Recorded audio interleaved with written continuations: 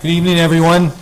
I'd like to call the Town Council meeting to order. Tonight is Monday, August 19th, 2024, and I'd like Councilor Rich Bailey to lead us in the Pledge of Allegiance. I pledge allegiance to the flag of the United States of America and to the republic for which it stands, one nation, under God, indivisible, with liberty and justice for all. Sue, call the roll, please. Attendance. Mayor Lesser, Here. Deputy Mayor Forrest, Here. Councilor Bailey, Here. Councilor Carbone, Here. Councilor Clancy, here, Councilor Durick, Here. Councilor Rhodes, Here. Councilor Timbrow, Here. Councilor Zambrello. Here. Thank you. Thank you, Sue. And now we have a recommended change to the agenda. Do I have a motion? Deputy Mayor Forrest. I'd like to move M3 to the top of the agenda. Do I have a second? Second. Any discussion? All in favor of moving the agenda item, signify by saying aye. Aye. Do I have a further motion? Deputy Mayor Forrest. I'd like to move to table M3 for an indefinite period. Second. There's a motion on the table to table the M3. Do I have any discussion? Councilor Bailey. Why? This was put on the agenda by you. So we need a little more time. When the agenda came out, we heard from a lot of people who expressed some desire to have future conversations, and we're still discussing it. We just need more time. Further discussion? If there's no further discussion, I'll call for a vote. All in favor, signify by saying aye. Aye. All opposed by nay. Nay. Aye. Nay. Sue, do you have that?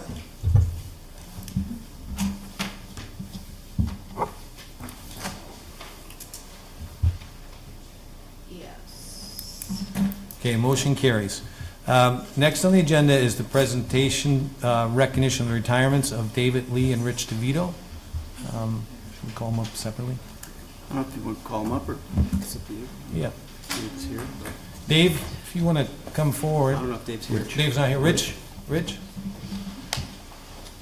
So I'm just going to read a little bit about Rich, and we'll ask him to come up. Rich was hired in July 1995 as a custodian. Rich leads by example and has had a perfect attendance for different school years. He became acting head custodian at Wethersfield High School in July 2012, and 2 months later was promoted to permanent head custodian on September 2012. Rich survived the construction at Wethersfield High School and helped to transition the school custodial group to become part of physical service team as town employees in 2019. 29 years of service to this town, and that is remarkable. We appreciate you, we thank you, and we recognize you tonight for your service. I ask for a round of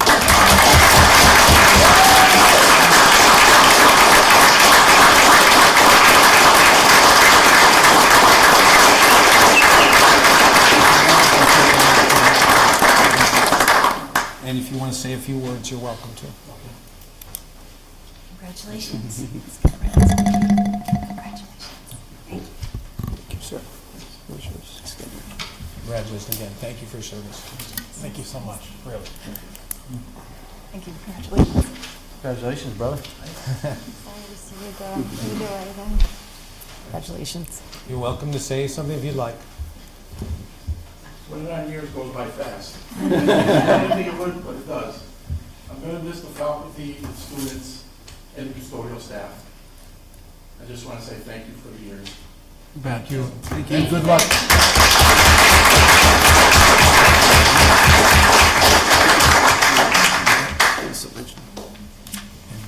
So we also were planning to recognize David Lee tonight, and we will recognize him even though he's not here. So let me just read you a little bit about him. 27 years service to the town. Started in 1997 as a maintainer 1. In September 1998, he passed his maintainer 2 exam and became a maintainer 2. He had an exceptional attendance record and was always there with a good attitude and a smile, even during storms that lasted for days. He so loved this place that upon retiring, he has begun working as a part-time transfer station attendant, and I ask for a little round of applause for David.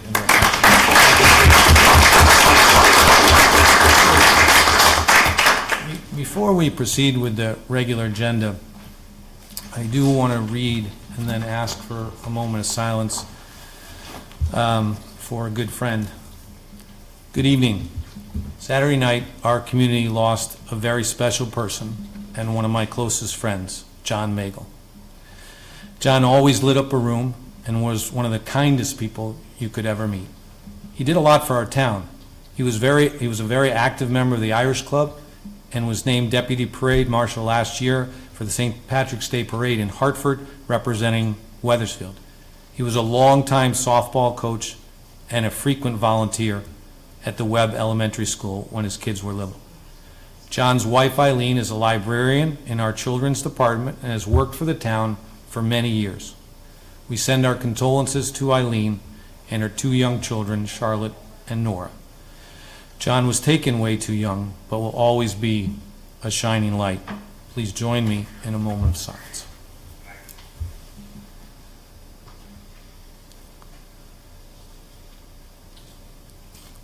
Thank you. We will now proceed with our agenda, and we have a hearing C-1. Mr. Town Manager. Thank you, Mayor.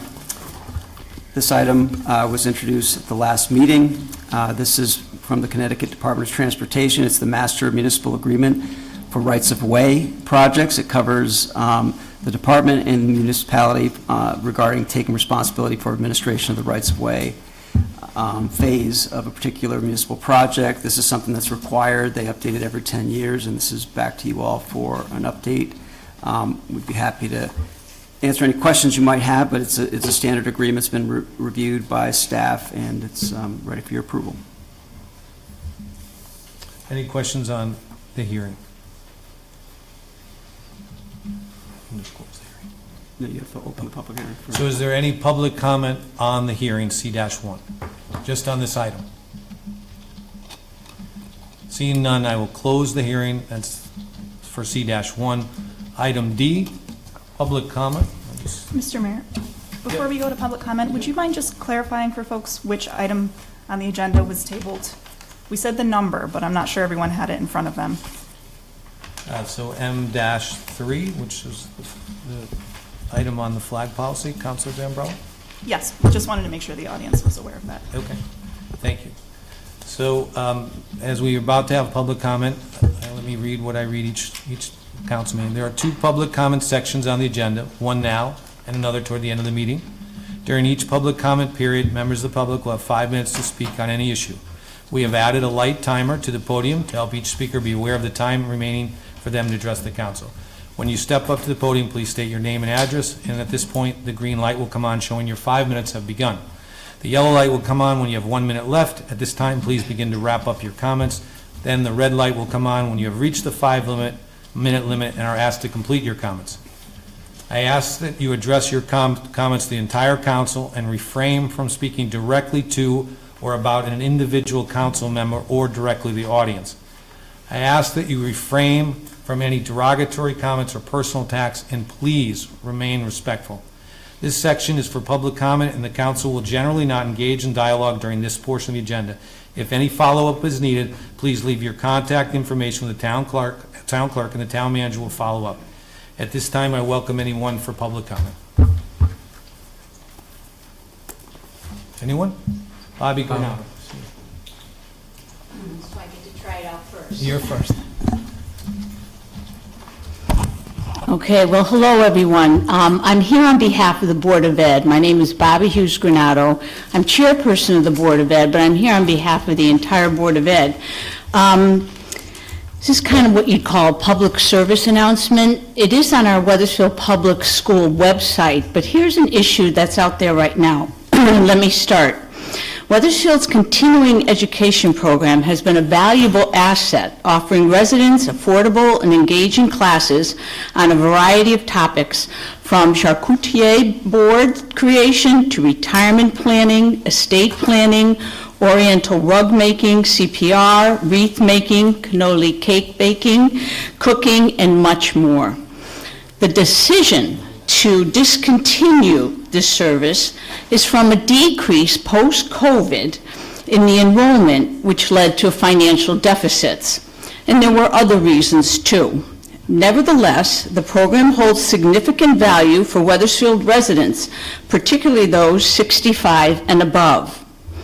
The announcement regarding the program's termination has been available on the Wethersfield Public School website since May, but we understand that not everyone regularly visits the Wethersfield Public site and may anticipate the usual brochure that we all get in the fall, and we're going to sign up for everything.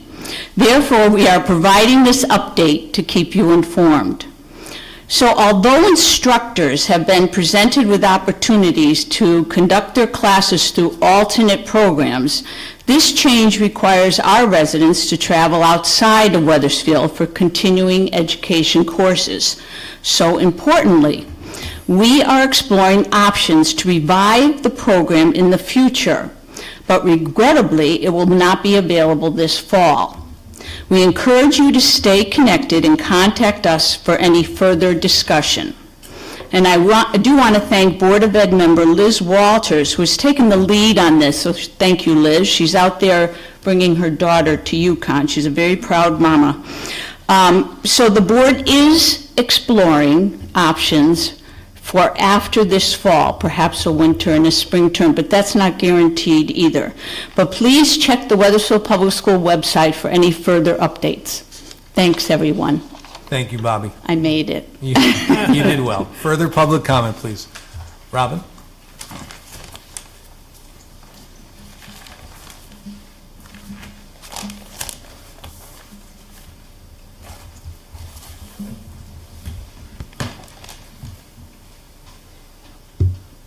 Robin Barassa, 248 Dale Road. I was going to come up here initially asking again when the flag policy was going to be put on the agenda, and then I found out it was, and I thought, that's great. Obviously, there's been some discussion, some going back and forth, and it pleased me that it was going to be presented again to the public. And then we come to the meeting tonight, and you've taken it off the agenda. Not clearly arbitrarily, and some of your fellow council members don't even know why. So I think the public deserves to know why.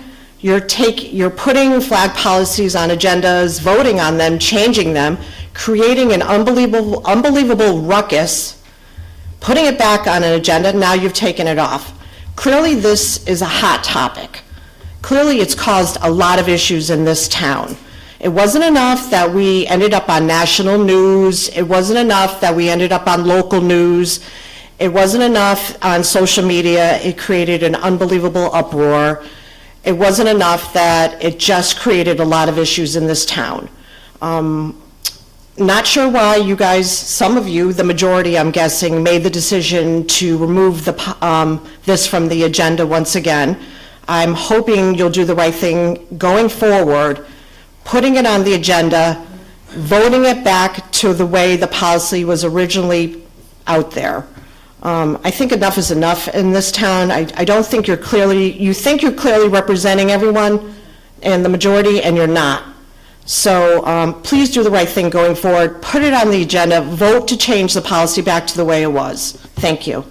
Thank you, Robin. Further public comment? I saw Robert and Tom. I think, Tom, you were first. Mr. Young, I saw you too. Tom?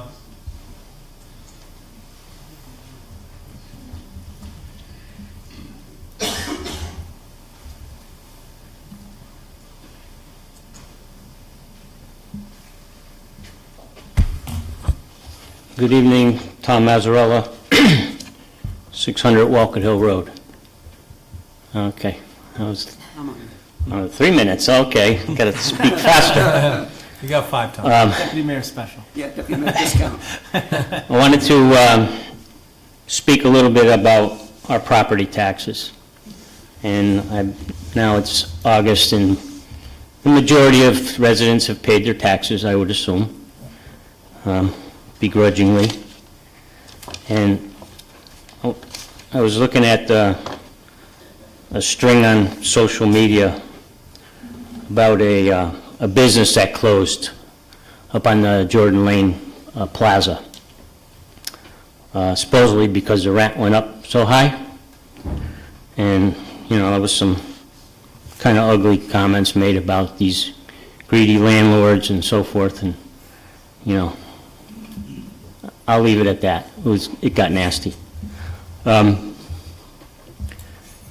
when our taxes go up, the residents get upset. They're the majority of the people paying the taxes, but they're not the largest taxpayers. The businesses are typically the larger taxpayers. So I looked up that Jordan Lane Plaza. Their assessment is $13,300,000 for that property. They paid $555,000 in property taxes last year. With the tax increase, they paid $575,000, an increase of $19,000 plus, okay? That only works out to $1,600 a month for them, increase, okay? The increase isn't the problem. It's what we're paying for taxes. The example that was given to the public for a resident of a $250,000 value house, and the tax was based on $176,000. And the council, some of the council tried to minimize that and say, it's only $252 a year tax increase. That's not that much. It's only $21 a month. The $21 a month is not the problem. It's the base what they started with. They're paying $630 a month to live in their own house and to get the town services that are provided. That's a lot of money, $630 a month. First, it's the median house, but it's a small house in Wethersfield. There's not a lot of houses that are at $250,000 value. Look at the transactions. I mean, put your seatbelt on when the reassessment comes in, okay? And this is not just for property taxes. It's for all kinds of things that are in the news. You look at the public service portion of our light bills. Everybody's in an uproar about the public service portion. They should be in an uproar about the cost of electricity in our state, not just the small, relatively small increase. We have to start looking at a better way of doing things in our town. And I would hope that this council gets our state folks involved and comes up with a solution on property tax reform. We talked, when I was on council, I talked with Deputy Mayor and Town Manager Presley about pilot program. We should be getting our fair share for state properties that are in our town, and we don't get that. I mean, we have to start picking away at it. It's unsustainable. It's been unsustainable for years and years. Each council gets up here and says the same thing, years and years. Nothing changes. Thank you. Thank you, Tom. Further, I think, Mr. Young, you were next. Mr. Woodward, I got you on deck.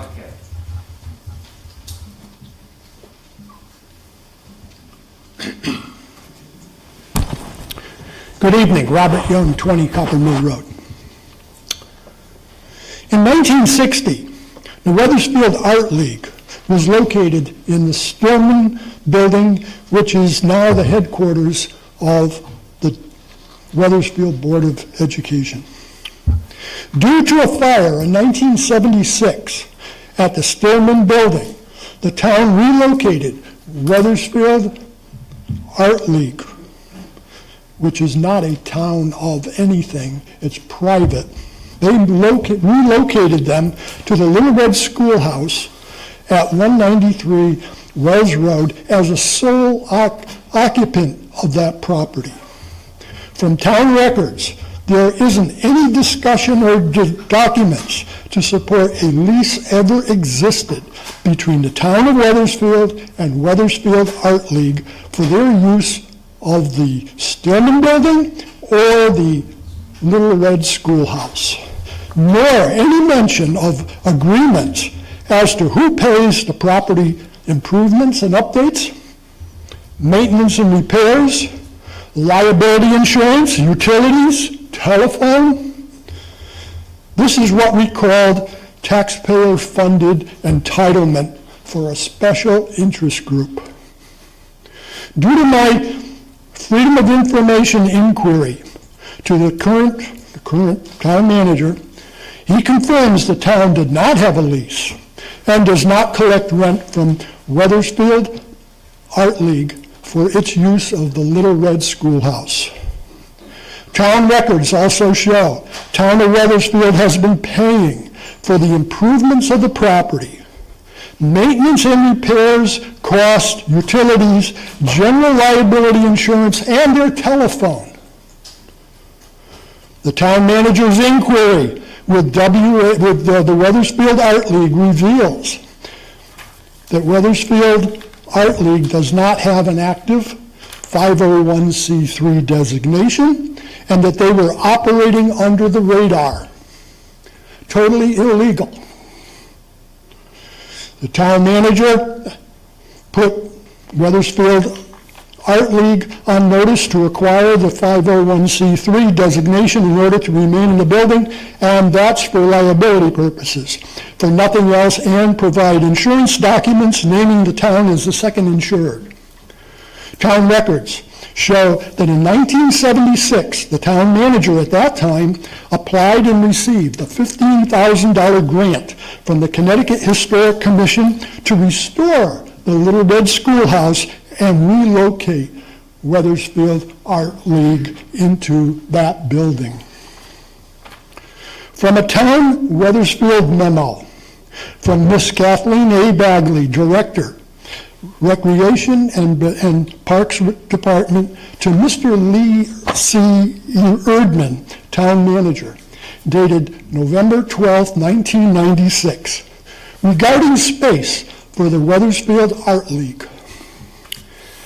In that memo, it says, in word for word, in response to your memo regarding space for the Wethersfield Art League, I have reviewed the community center policy and Solomon Wells House policy. To utilize these facilities, any group, with the exception of a town-sponsored group, must pay a rental charge for the facility. An entire room at either facility could not be dedicated just for the use of the Art League. The rooms at the community center are used on an ongoing basis by various groups, and we set up and break down these rooms based on the need of the group renting at that time. The community center does not have space to dedicate one room for the exclusive use of a group. Also, the community center does not have storage space available for that individual group. The Solomon Wells House would not be appropriate because the facility is rented for parties by Wethersfield residents and businesses. The Solomon Wells House is one large carpeted room that is utilized by many different groups, and people come and go in that facility. The present policy, this is all what Kathy Bagley wrote. The present policy for both facilities in that group, in any group utilizing facilities, Mr. Young, I'm pays going to ask you a to please rental fee. summarize your remarks.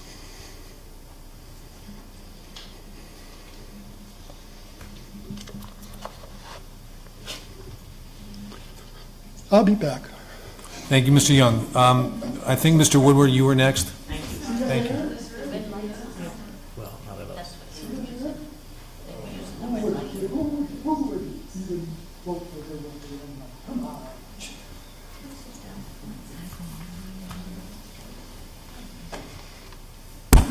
Good evening. My name is Bob Woodward. I live at 456 Middletown Avenue here in Wethersfield. Last week, I took the tours of the elementary schools. When I left Wednesday night from one of the schools, someone said, "Why are taxes in Wethersfield so high?" I said, "That is absolutely the question." This morning, it's Hartford Current, and I'm going to give this to you, Sue. From the Town of Cromwell, the town council and the mayor wrote a letter to the state urging them to do something about the electric rates. Please stand up for us. I don't want to hear, well, the town electric rate needs to come out to you and increase taxes, because between electricity, groceries, and auto and homeowners insurance, we got enough going on out there, and I don't know how many of you are aware of that, but it's tough. I'll go along with Mr. Young on these leases for the Little Red Schoolhouse and the Keeney Center. It may not change much, it may not bring in much, but anything you can bring in and take off of our backs is helpful. I've talked many times about the number of places available in this town, that we are not all built out, that there are buildings looking for people to take over them, to pay taxes on empty buildings, empty sites. Progress Drive still has some. That can help the tax rate. And the last thing I want to say is about the schools. I don't know quite what's going on. I notice you're going to vote something about a consultant tonight. A consultant whose position was open until August 9th, which seems strange to me, why we could hire or at least take applications but not have a position firmed up. A consultant going to help on 5 schools or 4 schools, rebuilt or refurbished. I asked a question last week. I asked the superintendent, what happened to the 2018 report, which was about $39 million, especially for roof and HVAC.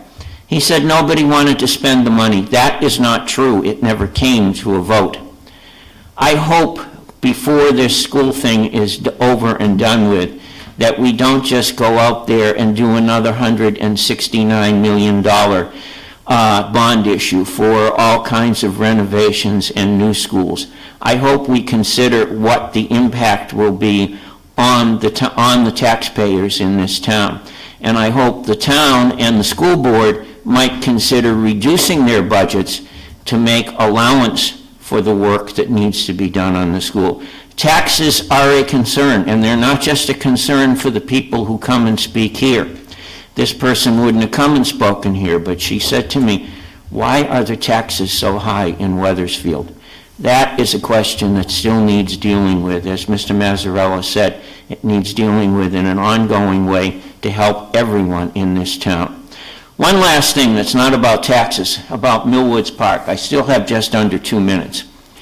That's the one park Sue and I use. We don't have children, but we have friends in Enfield with 3 young people. They're not children anymore. And every so often the stars align just right and we get there. And we did one Saturday in July. And we spent 2 hours in the pool area, and then we went over and spent an hour at the tennis courts, and the 3 of them and their dad played doubles. And we had a wonderful time. And there was a lot of an interesting mixed group of people there. I know the park needs some maintenance. I know there's renovation out there, but please, in whatever renovation you do, don't lose the essence of what you have there. That is really a nice park. And who knows, it could be 2 years before we get back there, if again, but it really is. A couple came in as we were leaving. They were new to the town. They asked the person in the building, can we go look? And as they went past me, I said, this is a nice park. So hopefully they'll be back. Thank you. Thank you, Mr. Woodward. Further public comment? Deane and then Dennis.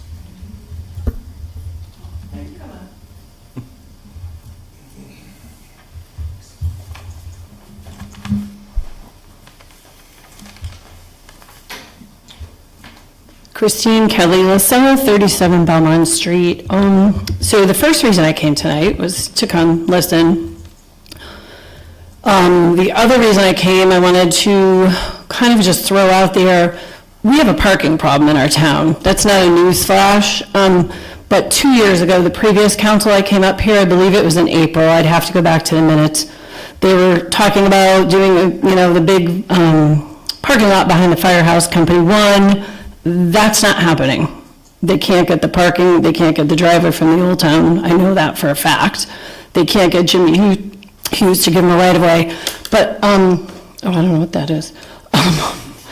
So the conversation had come up about putting parking over in the Keeney parking lot. There's room for expansion back there. I've walked back there 100 times. There is a basketball court that is very rarely used, although probably if I say it, someone's going to say, no, we use that. People do use it because kids come from other towns and they go to the beautiful court at Hamner, and that pushes some of the Wethersfield kids or other kids from other towns to once in a while use that basketball court.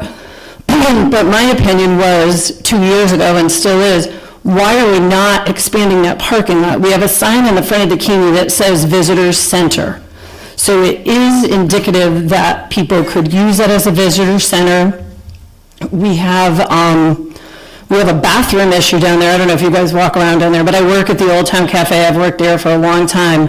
I always let people come use, oh, you want to come to the Old Town? Come on in. Most businesses say no. The Charles Village, Lucky Lou's. So you got people with their parents, their little kids, and they're like, I need a bathroom. So I feel like if you utilize the Keeney Center to its fullest capacity and allow people to have the public restrooms, give that knowledge, this is our visitor center. I don't know what's going to happen with the firehouse, but it's not happening. And I was told, and I think Joya said it, well, we're going to do the Keeney and the firehouse simultaneously. Well, the firehouse isn't happening. And we've sold 3 more buildings down there. One wants to be a restaurant, one wants to be a brewery, and I forget what the other one is. But to me, it would make sense. Maybe it's cut and dry for me. Go back there, dig it up, pave it, and put 40 more parking spaces. That'll take the 30 cars off of Center Street. And I live at the end of Center Street, so I see all the cars every day. I know it's really not your guys' lane, maybe it's planning and zoning, it's EDIC, but you guys appoint those folks to those committees, so it would be helpful to have those conversations and even involve, I would, involve residents down there or neighbors. And I just think it would be a simple and effective way to utilize the building we have and do that. So that's really what I wanted to bring up. I do want to make a comment on the flag policy change. This is not a woo-hoo, because my opinion was don't change the original policy. I thought you were going to discuss it. It's off the agenda. I don't want to see this. It was a debacle last time, and I encouraged you guys, I don't know, I got to go back, but as long as you all have been up here, you changed the policy. We're still talking about it. And it's January, February, March, April, May, June, July, August. We got to get stuff done. Bob Young, I forget your name, honey, but the other gentleman, taxes. Town council should work on taxes, safety, roads. I mean, the taxes is a huge thing. Our electric bills, I'm a working class family and I'm having a hard time. This flag stuff, the feel-good, foofy stuff, leave it to a committee. And I don't mean that in any derogatory way, but I read stuff online recently, and this is going to turn into the thin blue line flag against the pride flag, against this flag or that, and it has nothing to do with that. We're all human beings, gay, straight, whatever your religion is, whatever your beliefs are. If you're good people, we're good people. The town council, you're like me. We all have opinions. It's going to keep coming up and coming up. And I just think it was fine the way it was. People can do whatever they want in their houses, allow different groups to have their events at our community center and embrace everybody and each other. But I don't understand why going on and on with this issue when we have huge things on our plates and things to accomplish. So, thank you. Thank you, Christine. Dennis, I have you next, and after Dennis, right over here. You're on deck. Good evening. Dennis McMahon, 655 Highland Street in Wethersfield. I usually get about 1 hour to close on a criminal case, but I'll be very quick tonight. I've been an EMT in Wethersfield for more than 4 decades. I'm still writing. The ambulance has been around for more than 7 decades almost. I'm currently the ambulance chief. I stood before you on May 6th of 2024. A lot has changed since that time. Although I was a pure volunteer for more than 30 years, that model no longer works in today's world. We originally covered nights and weekends and holidays on a volunteer basis. We are now 24/7. We have one of the best training programs in Connecticut. We train brand-new EMTs and have ongoing medical training. Many of our inexperienced EMTs have gone on to become doctors and teachers and nurses, getting their first break from us, so we're very proud of that. With the exception of approximately $32,000 for Lucas CPR devices, I've never asked for ARPA funding, but I'm asking now. I believe that Wethersfield received in excess of $10 million in funding from the ARPA. The funds are intended, as you know, to help address economic challenges, support public health initiatives, and invest in long-term community resilience project. I'm asking for ARPA monies of $300,000. That would not affect the taxpayers at all. That's about 2% of the ARPA funds. In Rocky Hill, the town supplies the ambulances building free of charge, supplies fuel free of charge. The fire department does all the repairs to the ambulances, all the routine maintenance, so on and so forth. They also pay about 80% of a large annual subsidy to Aetna every year. In Newington, the town gives members $2,000 per year, for a total of $90,000. They allocate roughly $10,000 into a retirement fund every year. They allocate $1,000 per year into the ambulance award ceremony. Again, they supply the building free of charge. They have the town mechanics do all the repairs on the vehicles. Last year, it saved Newington $17,000 in bills.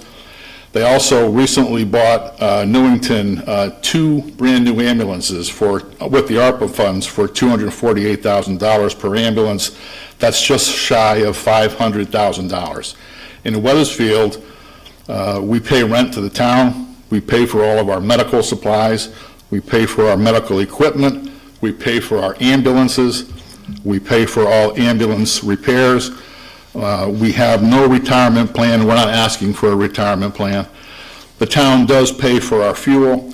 The only budget item that we currently receive is $10,000 for volunteer EMTs that met certain goals, which we no longer accept that money because we're no longer volunteers, so that money reverts to the town.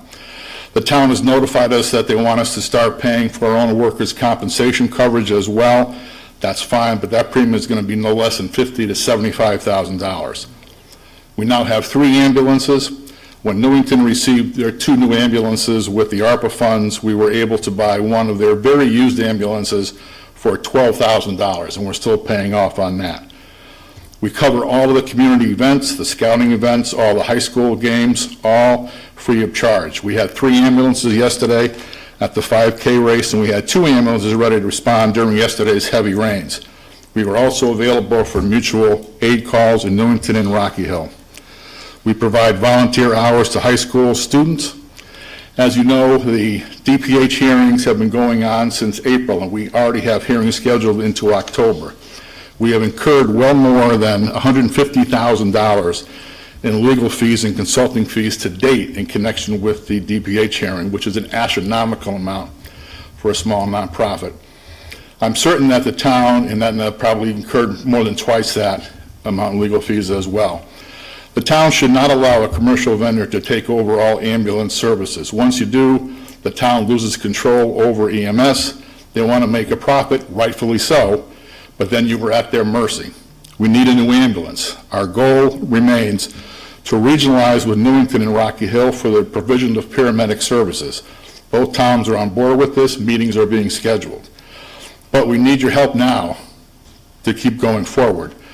We need to look about 5 or 10 years into the future. This subsidy is certainly one of the long-term community resilience projects contemplated and authorized by ARPA. And I ask that your decision on our request be made as soon as possible, hopefully by December. We are a small nonprofit company dedicated I'm going solely... to ask you to please summarize. Yes, sir. We are a small nonprofit company dedicated solely to the town, up against a large commercial for-profit company. As I explained to the mayor and to several members of the town council, time is of the essence. This ARPA funding is critical to our very existence, and I thank you all for your time. Thank you, Dennis. Further public comment?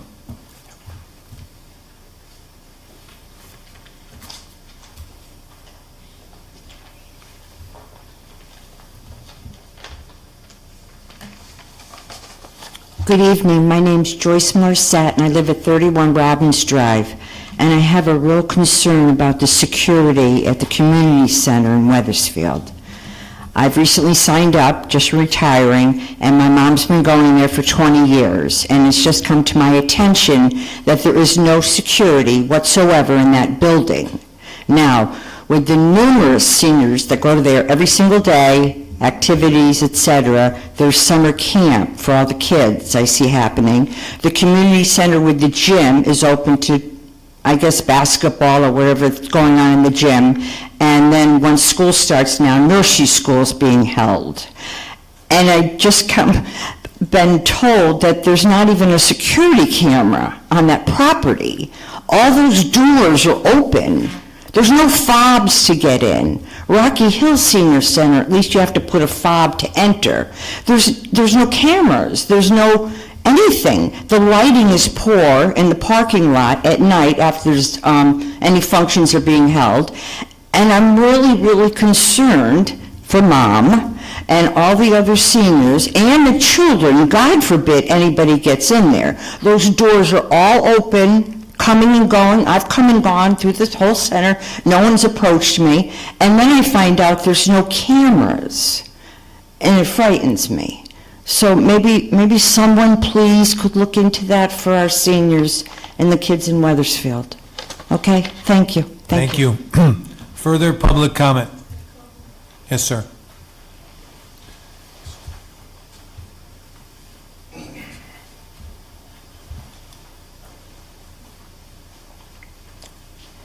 Shannon Roach, 104 Surrey Drive. Good evening, everybody. I was honestly not knowing if I was going to get up here. Walking in and seeing NBC News here, you know, we're kind of like a circus now.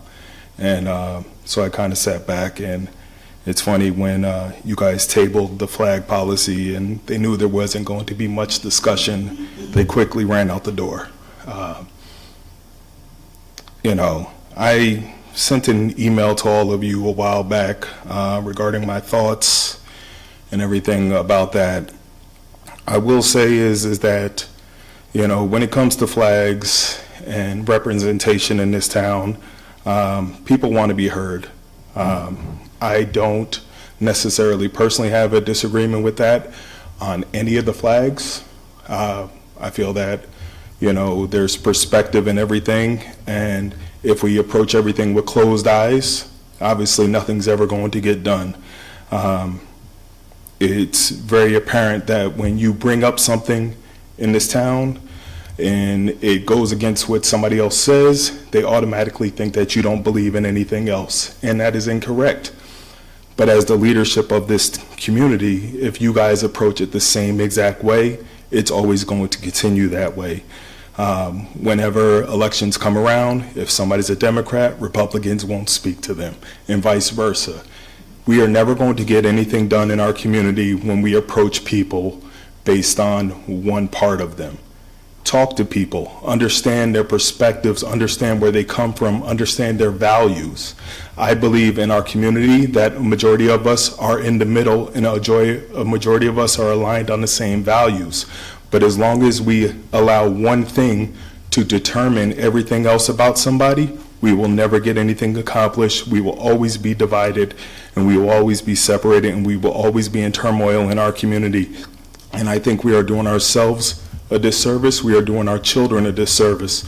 I talk to my kids all the time about having difficult conversations and navigating difficult things in their life. We can't do that as a community, but we expect our children to do it in schools. It's kind of funny to me.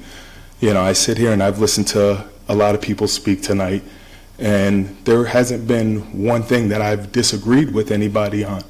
But if I come up here and I say something that they might not agree on, we will never actually, you know, come to the table and talk about anything, because obviously, you know, I can't believe in what they believe in if I believe something differently. And I just think that that's sad. And I hope that you guys as leadership in our community find a way to have common ground, to have genuine conversations and get perspective on everything before you just make, decisions that affect everybody and, turn our community upside down and turn us into the circus that we've been. Thank you. Have a nice night. Thank you, Shannon. Further public comment? Going once, going twice. If there's no further comment, we'll move along. Council reports, item E. Does any councilor have a report this evening? Councilor Rhodes. I went to the library board meeting last week, and I have a letter from Brooke about the request for ARPA funds as well, so I will send those around for councilors. Do you want me to read it? You can. Or just send? You can summarize it. It's if a you- little long. I mean, All right, if you're going to send it. I will try to summarize it. So with the building project coming up, one of the requests that the library had that we were not able to fund in the budget was the RFID system, which was the check-in system. We funded part of the project, but not the full project. She is asking that we consider completing the funding of that project.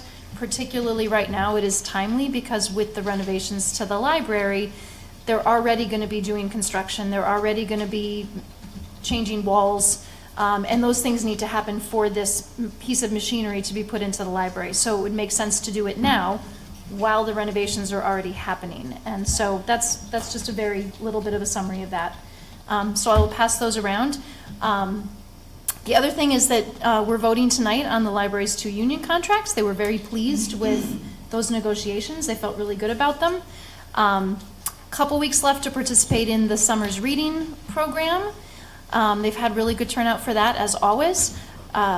Wednesday night, August 21st at 7, there is also a virtual author talk with New York Times best-selling author Shelby Van Pelt about her novel Remarkably Bright Creatures. There's a registration on the library's website for anybody who would like to participate in that. That was the report from the library board meeting.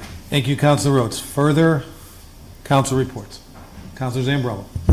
Thank you, Mayor. And Councilor Rhodes, I've read that book, and it is great. It's so delightful.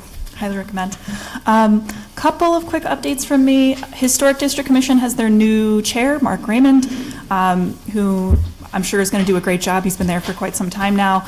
Now that we as a community are a certified local government, we're eligible for certain grants, and that also means that we have to follow certain guidelines as relate to our historic preservation. So before the last meeting, the commission had a training from the Department of the Interior to go through some of those.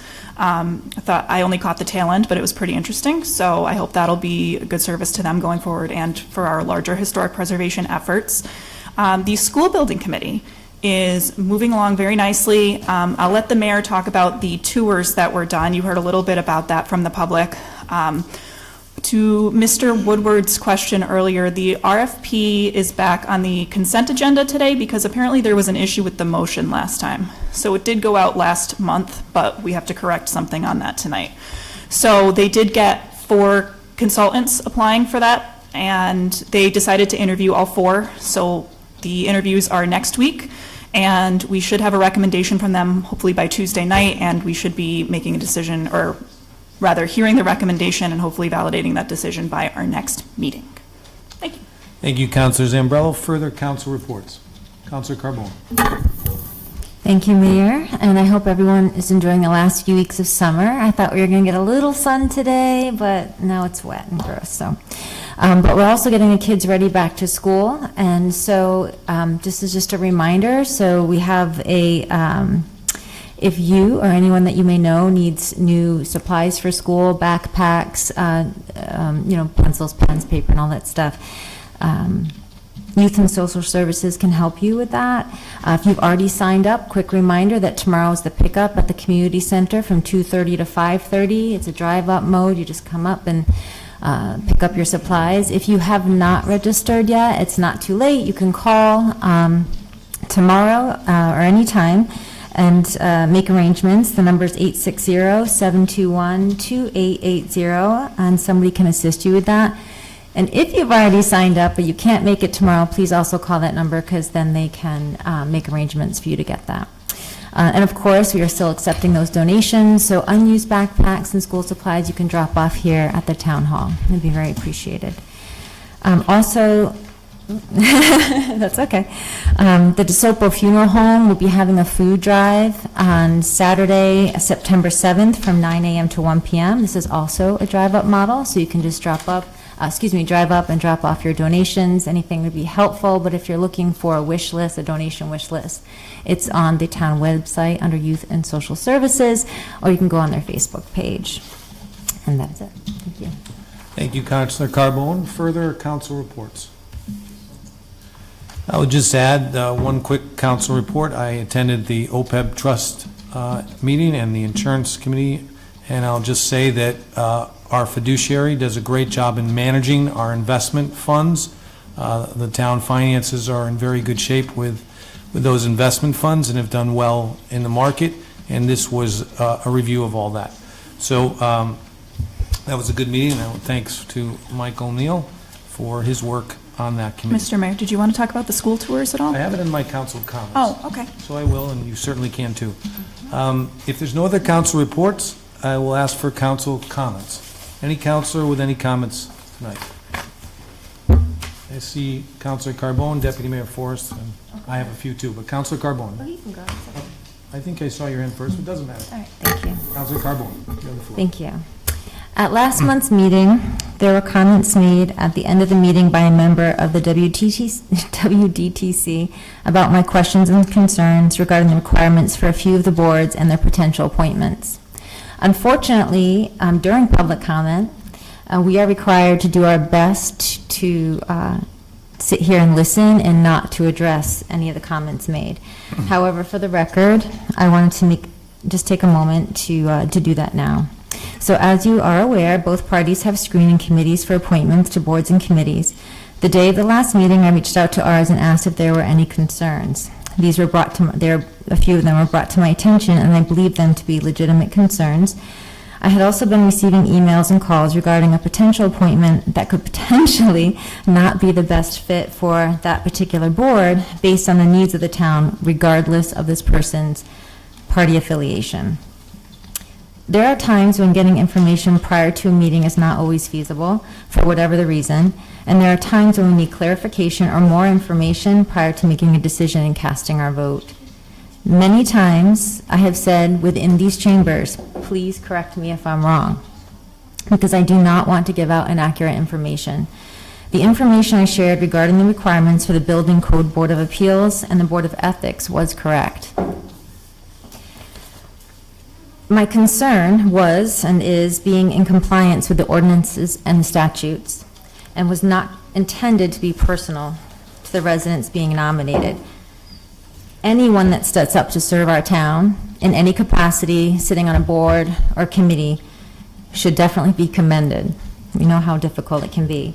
However, there are certain qualifications that need to be met, and that is true no matter who is in the majority and who it is that wishes to serve. We have several appointments on the agenda this evening, and I've also asked somebody who's on our screening committee to be here in case any of y'all have any questions. It has also come to my attention, this was a bit ago, that there was an email sent from another member of the DTC stating, and of course I'm paraphrasing, that I was being disrespectful and to essentially get back in my lane or there will be ramifications. I found that to be a bit bullyish. I will not be told to sit here and be quiet. I will not be told what to say or how to vote. In all things on this council, I ask myself if this is good for the town, how this will benefit the town and all of its residents. And that is how I make my decisions now, and that is how I will continue to do that. On a very much lighter note, I would like to mention the National Night Out at the Pitkin Community Center, and it was a big success despite the wonky weather. Instead of being canceled, it was moved inside, even though the rain did actually hold out for the most part. And it was a really special event that brought a lot of our community out and to our first responders together in a positive and impactful way, allowing our residents to get to know and really actually see the men and women who wear the uniform and protect our community. I wasn't going to say anything about the flag policy, but I am very disappointed it was pulled from the agenda. And we talk about, respect and trust, and I really do, I want to trust that this was because you really do need more time and you're really being thoughtful about it. And I look forward to what you guys come up with. Thank you, Councilor Carbone. Further council comments? Deputy Mayor Forrest. Thanks, Mayor. This is maybe through you to the town manager, but former Deputy Mayor Tom Mazzarella did bring up a couple good points on some issues that we were working with resiliency and the pilot program.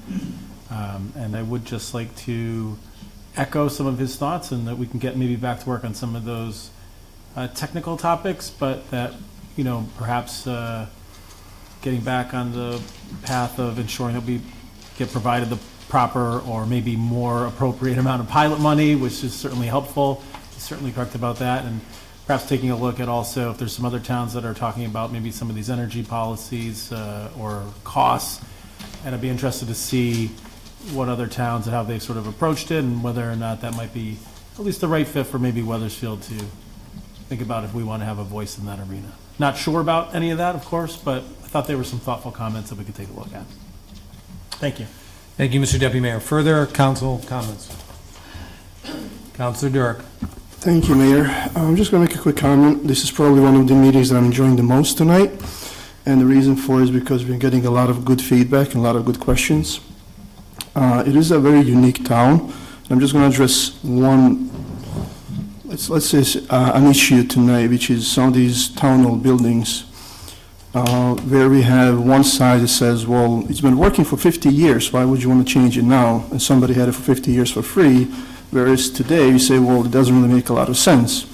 And with some of these buildings, we have contracts that were signed many years ago that last for many more years in future. So I just want to assure those of you who are really interested about this that we are working on it, we are looking into it, and hopefully in the near future we'll be coming into the meetings and showing some of the progress that we made and some of these buildings being more useful to the town than they are right now.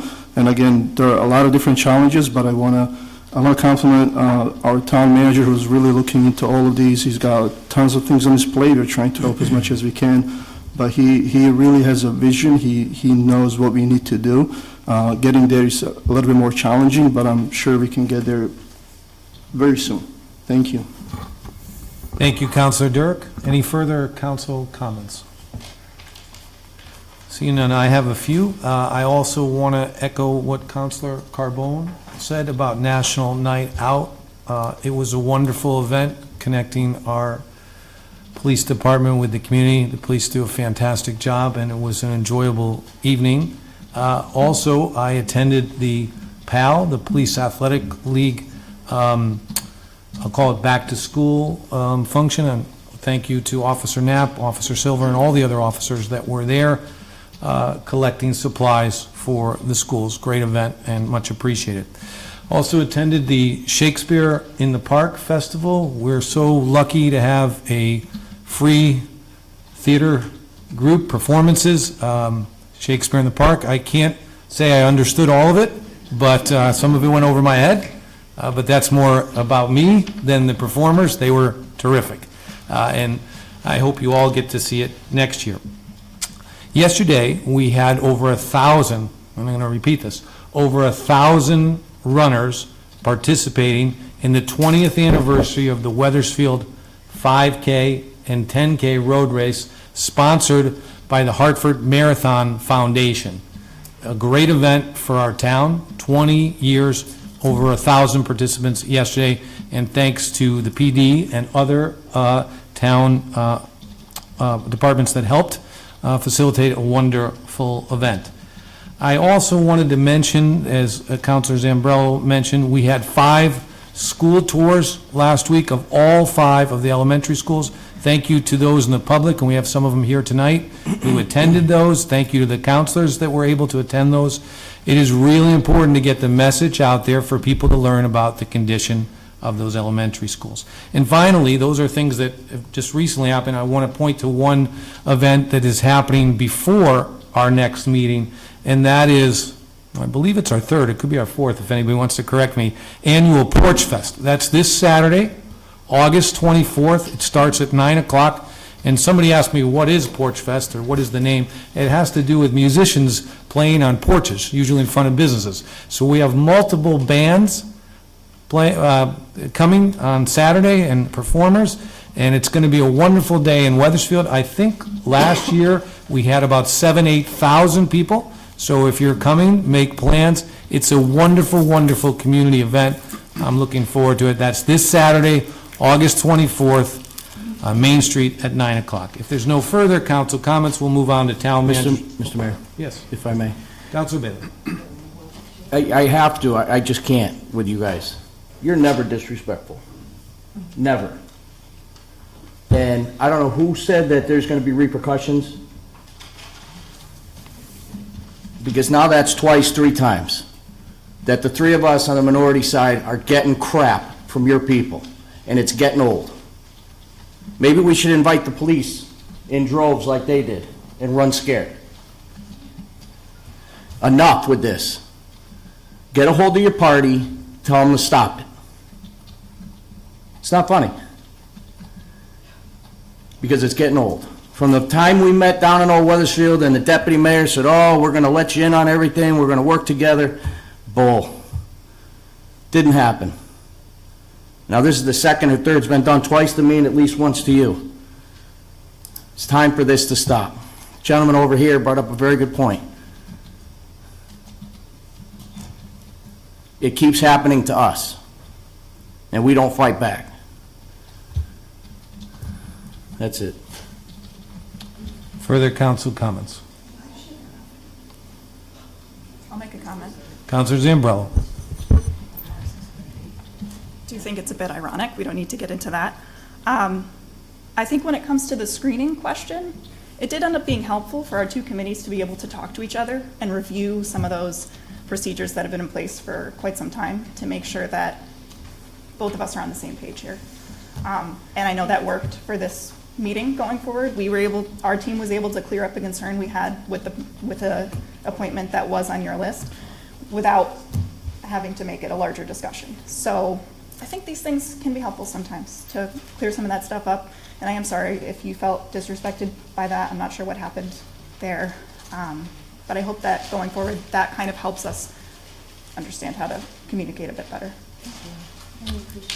And thank you, Councilor Zambrello. Anyone else? Because I'm going to make a comment too.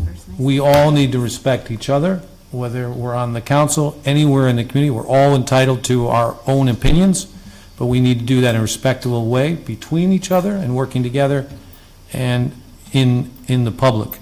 The screening process is usually fully vetted by the political parties, and almost all the time, when they come here, they are approved on a consent agenda, almost all the time. But it is a right for anyone councilor to pull an item if he or she wants to and discuss that issue. Past and normal practices, it goes on the consent agenda and usually passes through the consent agenda. But we all should practice respect all the time. Any further comments before we move on? Councilor Rhodes. One of the things that we've talked about over the last couple of months is that there has been a huge rupture at both the community level and on the council. And so we do have to do some repair. There's a lot of hurt feelings and mistrust on both sides. And I think that we all bear some responsibility for that on both sides. We need to be having more conversations with the community around how do we engage in conversations about topics that we disagree on. Because the way that it has been happening in town has simply exploded divisions that used to just be disagreements, turned them into big, divisive, ugly, hateful issues on both sides. And it's not okay. It's not okay for us. It's not okay for our children to see us behaving that way, because that's then what they learn is okay. And it needs to stop on all levels, and it needs to be something that we engage in together. So watch for those opportunities to have conversations. All we can do is offer the opportunities. If people don't come, that's on the community. So if we are working to try to get conversations together, to invite people to the table, to learn about what we feel on both sides, you have to come. You have to engage, because we can't make any progress if we're only talking to the people that we know. So I was going to save that for next meeting when I had it thought out a little bit more, but it's not okay for anybody to feel badly. And this has been percolating for a long time. So I'm just going to put that out to the public and to the other side of the council, that we have to have these conversations and we have to be able to trust each other, or we don't make any progress for anybody. So that's all I got. Thank you, Councilor Rhodes. Further council comments? Councilor Timbrow. So adding to everyone, I would just like to say that I think that part of having respectful conversations sometimes when we're here and this panel is asking questions. That's part of information gathering. And I wasn't at the last meeting because I was on vacation with my family, but I was watching it. And, you know, when I think that we can all agree that pretty much 95% of the things that we do are unanimous and they go through, and there is 5% that might require, and everyone up here is obligated to go further into with their questions. And I think that part of the, you know, feeling of maybe we're not being heard is when there's responses like, you know, you received the agenda 4 days ago or something along those lines. And I just don't think that that's fair, because this is a meeting, there is a process to it, and just adding to getting better, being able to ask questions and receive answers is a big part of sometimes, you know, needling out those finer point issues that maybe aren't thought of until we're actually in this situation. I know just here now I've written down notes and I've thought of different things from the agenda. So I would just like to say that I think that is a big part of it. I was talking to Shelley the other day on the phone, and I, you know, was just kind of like racking my brain around the meeting, obviously thinking that the flag policy was going to be on the agenda. And I was saying it's like, you know, just receiving the agenda and having some prior conversation isn't always enough. It's like, and this is a real simple example, but, you know, if you go out to dinner with your friends and you send them the menu ahead of time, and then you get to the restaurant and you're ticked off because they ask the hostess or whoever your server is for more information on what's going on, that's kind of how it feels sometimes. So I just wanted to make that point, that I think discussions here are okay, and it's not that it's antagonistic, it's truly asking questions and looking for answers, and I think we need to have that mindset or start from that place moving forward. Thank you, Councilor Timbrow, and give you credit for watching the meeting on your vacation. I did. Watching the meeting, you I get, did, you get yeah. credit for that. Any other council comments before we move on? Hearing none, I'm going to move to Town Manager's report. Mr. Town Manager. Thank you, Mayor, members of the council. Just like to respond to a couple of comments that were made earlier.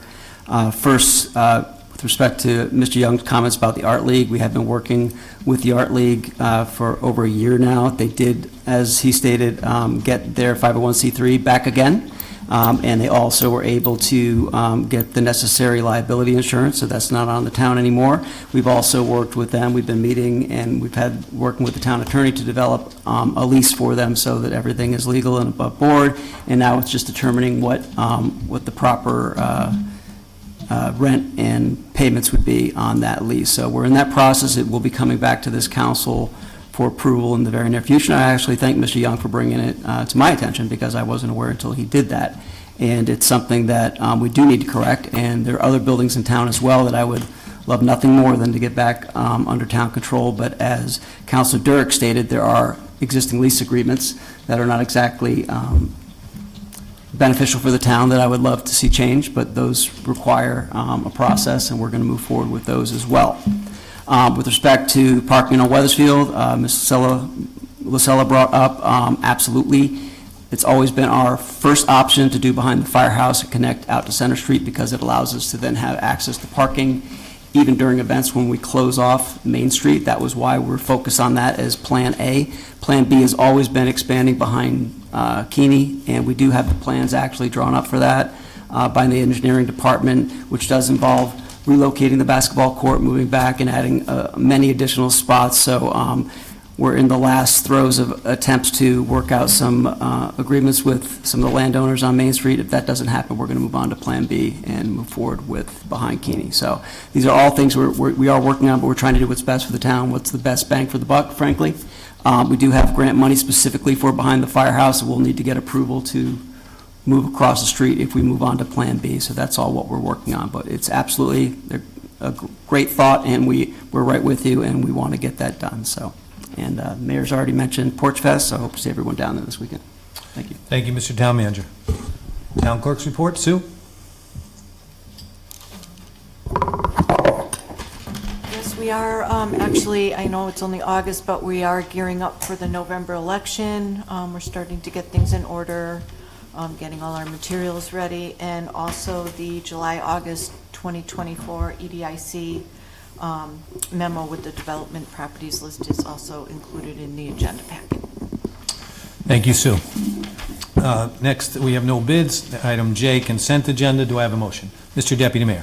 Thank you, Mayor. I move acceptance of the consent agenda as revised with the revised amended appointments and resignations at our desk. Second. Any discussion on the consent agenda? Hearing none, all in favor, signify by saying aye. And I just have a quick question. The Question? consent agenda that was, or the boards and commissions that was right up, there was one that was added to the list, so that would just be included in the motion, just so we're on the same page. You have that, We don't have to do it again. include Yeah. all, we're- Yeah, just, it says added after that it went out. Yes, Okay. we're approving all of Nope, those. that's Any other questions before the vote on the consent agenda and the appointments? Thank you, Councilman Bailey. All in favor, signify by saying aye. Aye. Anybody opposed? Okay, passes.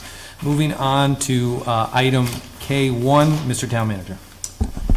Thank you, Mayor. And this is just that item that we did the public hearing on earlier. It's for the Master Municipal Agreement for Rights-of-Way projects, and this is with the State Department of Transportation. And do I have a motion? Mr. Deputy Mayor. Thank you, Mayor. I move to authorize the town manager to sign the agreement entitled Master Municipal Agreement for Right-of-Way Projects. Thank you, Mr. Deputy Mayor. Do I have a second? Second by Councilor Zambrello. Any discussion? All in favor, signify by saying aye. Aye. Aye. Anybody opposed? Thank you. Motion carries. Item L1, this is the ARPA, American Rescue Plan Act Revenue Replacement Fund reallocation. Mr. Town Manager. Thank you, Mayor. So in your packet, you have an updated list of the ARPA funding to date. Mike O'Neill is here as well, our Finance Director, to speak to any specific questions you have. The purpose of this item is just to get you up to date with the most recent accounting. We've gone through every project on the list with all the departments, just for refresher for the audience here. All of the funding from ARPA has previously been allocated by this council and previous councils. And so we've gone through the process of looking at where all those are, because we are required under the ARPA funding to have all funds either expended or at least under contract by the end of this calendar year, 2024. So we looked through all of the projects to see which ones we should be able to get that achieved and which ones aren't, which ones were over budget, under budget. And basically what you have before you provides an update of where we're at with that. It's essentially, the only money that's not currently expended is approximately, Mike, if you want to come up, you can speak to it too. I think it's just over $50,000. I'm trying to find the list as a part of it. 132 is the Bates schedule, 132 on the Bates number. Mike, can you clarify what is left on the ARPA funds? That helps you. Good evening, Mike O'Neill, Director of Finance. It is page 132 in the agenda packet. Got you, buddy.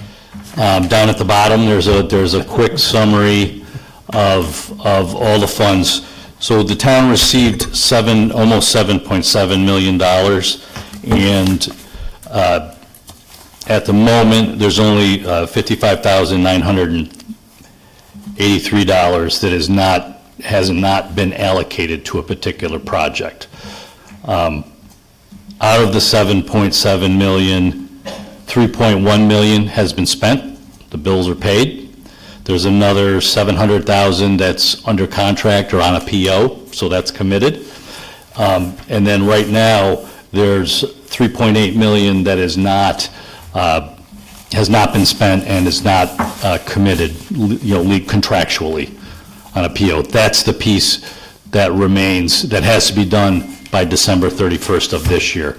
Has to be, and that's not to say that those particular projects with balances that are uncommitted, work is not being done. That's not the case. Work is being done. We just don't have contracts in place at the moment. So it's allocated, but It's allocated to projects, probably some of that, there's bills upstairs ready to be paid, and then if not, then there's people working on, project specs and things like that, so that we can get a purchase order issued and get it contractually obligated. So Mike, just to clarify for the council, we have till the end of '24 to make allocations and the end of On the end of '24 to make commitments. Commitments. Yep, so under contract.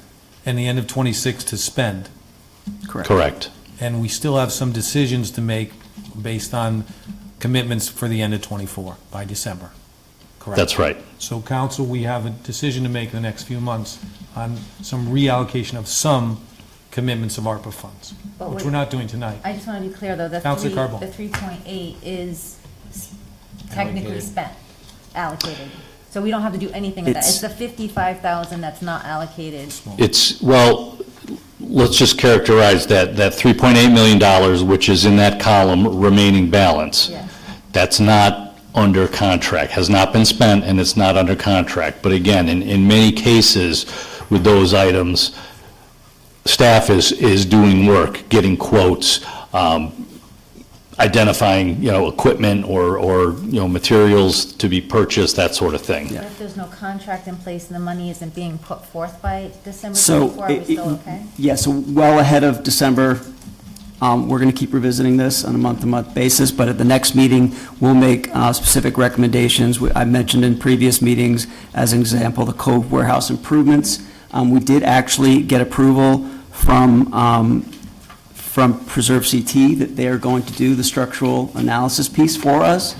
So that's going to move forward, and we can begin that process. So they're going to cover that expense, and that will tell us what we need to do. But in all likelihood, for that work to be completed, because we still have to contract with that company to do that work, and then they have to provide their report, and then once that's completed, we'll have a better sense of what work needs to get done. So that may be money that we're looking to you to reallocate to other, and what we had stated we might recommend is just other buildings that we have in town, historic buildings that could use those funds, that we do know what needs to get done. And then once the work is done by, under that grant, then we can then come back to you and say, whether it's end-of-year money, which you don't have to spend right away, we can just transfer it, and Mike will speak to that on another item. We might be able to fund the cove improvements through that. So we're just trying to be sensitive to the timing of everything so that we meet all the requirements. And there might be a few other items that, once we get a little bit further down, staff says, look, we're just not going to be able to make this happen in time, or get it under contract. But we believe that the overwhelming majority of these, after meeting with staff, that we will be able to get under contract. Unless you change your mind about any of them, which you can certainly do within reason, if we haven't gone too far down the line. Before December. Yes. Counselor Carbone, you have the floor. Anything else? Yeah, no, I'm just trying to wrap my brain around. And this is going to come back to you, yeah. Because this is really fluid, right? Good? Yeah, I think, yeah. Deputy Mayor Forrest. Mr. Town Manager, I see the line entitled Funds Returned/Added. Is the 563 sum on the bottom, that's 563,000 and some change, is that money that needs to sort of be reallocated if they've been returned/added? We haven't spent them in a particular project, so we're looking for a good home, so to speak? I think that's captured in the numbers, but I'll let Mike explain it. Yes, those are situations where, to take a good example from the near the top there, you'll see Highland Street parking/safety improvements. Council in 2023, a year ago, allocated $100,000, and then at a later date, decided to take those funds and devote them to the synthetic field. So that you see that negative 100,000. So it was available momentarily and then committed to, or allocated, I should say is better keeping with our terminology here, allocated to another project. So really the only completely unallocated, uncommitted funds is that 55,000 down at the very bottom. And that's just that 563,000 is just a mechanism to kind of show what the original allocation was versus, where'd the money go? Did it get spent or did it get moved to a different project? Got it. So I see, if we're looking at the line 30144, which is about 5 or 6 down, the Highland Street parking safety, and I see there's $100,000, and then it's obviously in brackets, so we take that money out, it's reallocated to the synthetic field. So then if I go to the synthetic field line, 30469, I see the $100,000 that was allocated there, and there's a new total. Makes sense. How about then if I'm seeing the reduction of $450,000 from the small business loans line, I don't see the corresponding add to somewhere else?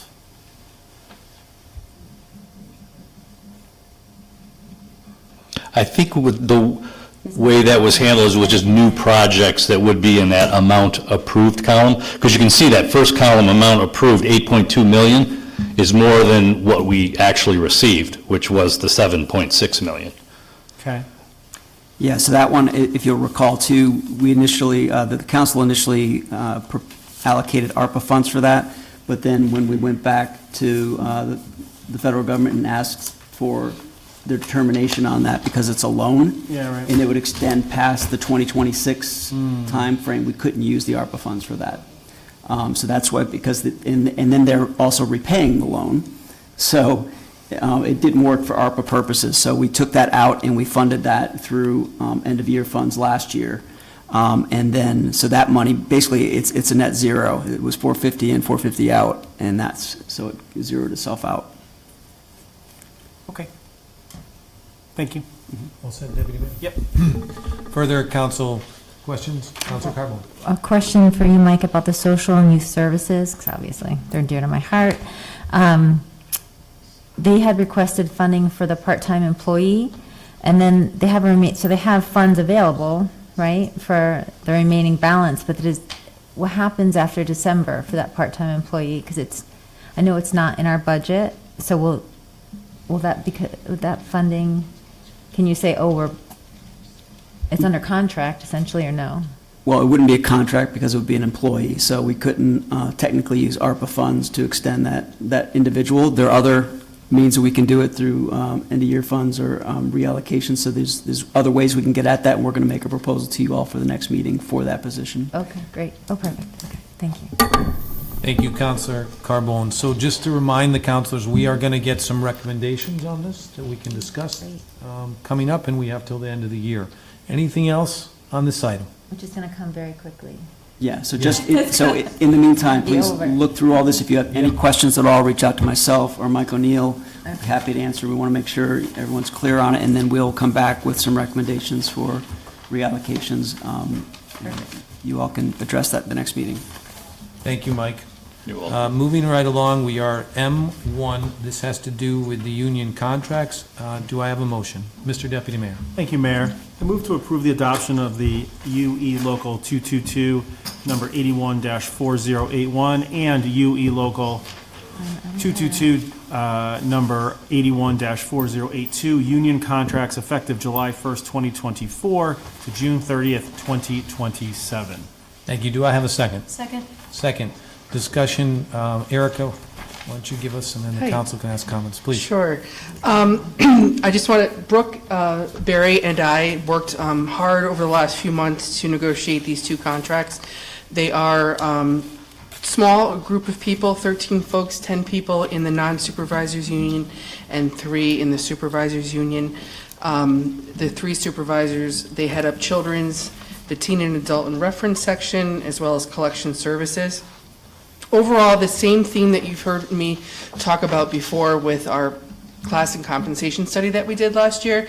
We continue to implement that into our contract negotiations. And just like we did with the custodians most recently, we did it again here with the librarians. So that study did recommend a new salary schedule for librarians, library associates, and the library managers, and we were successfully able to negotiate those into the contract. Really important to the union as well was internal equity within Wethersfield and how the salary schedules were, creating equity across like positions. You remember we have a union called 818, we call it, that's the supervisors town-wide. We wanted to make sure that the supervisors in the library were, had more equity, were equitable towards the 818 group as well. As we did in the custodian contract, the placement on the new salary schedule is in lieu of any general wage increase or step increase for this year. This is a 3-year contract would start July 1, 2024 and go to June 30th, 2027. In years 2 and 3 of the contract, we negotiated a GWI of 2%. There are no step increases, like I said, in year 1. We did move up the defined contribution pension plan, the 401. They were behind the rest of the groups in town, and we are incrementally moving them up through the contract to 6.5% in year 3, which is what everyone else, for the most part, will be on by the end of the contract. Then we made some administrative changes, things that aren't economic, things that work for Brooke and her team, administrative things like night hours and evening shifts and such, some things about holidays, remembering that our library is open 6 to 7 days a week all year long. So really, it was a good working group. We worked fast. We were able to get things done quickly. The union has ratified this contract, this tentative agreement. Last week, Brooke and I were in front of the library board, and they also made 2 motions to move it forward to you, the town council, as the final say for the contracts, and they recommend your approval tonight. Be happy to, answer any questions that you might have. Thank you, Erica. Appreciate your work on this. Council comments, questions? Nope. No? Great. Then we will take the motion up. All those in favor signify by saying aye. Aye. Aye. Anybody opposed? Motion carries. Next item is M2. Do I have a motion? Mr. Deputy Mayor. Thank you, Mayor. I move to approve the fiscal year 2023-2024 budget transfers. Do I have a second? Second. Been moved in second. Discussion, Mr. Town Manager. I'm going to ask Finance Director Mike O'Neill to come up and give you an overview of the end of year. Good evening, Mike O'Neill, Director of Finance. Maybe if you'd like to work from Exhibit A in your packet, which appears on page 138, is kind of a busy schedule, but it kind of explains what we have for your consideration tonight. The town's fiscal year ends on June 30th each year. The annual operating budget that the council approved in May of 2023 was, there was appropriations for expenditures of $118,400,000 roughly, let's round. And out of that amount, there remains $790,000 that was not expended. And you can see that there's a column with the number 1 in a circle above it. And you can look down department by department. Each of those lines is a legal appropriation that the council makes. And again, where there's excess funds, in this case $790,000, the council has the opportunity until September 30th under the charter each year to take those appropriations from those lines and move them to another line. And really and also to correct some over expenditures, which I'll explain also. So there's kind of 2 steps to this. So let me talk about that column. The column with the two above it is what we call reconciliation transfers. There are, count them quickly, because I don't have it at the tip of my tongue. There's 7 departments that were over budget. 2 of those, town manager and town attorney, were because of legal fees.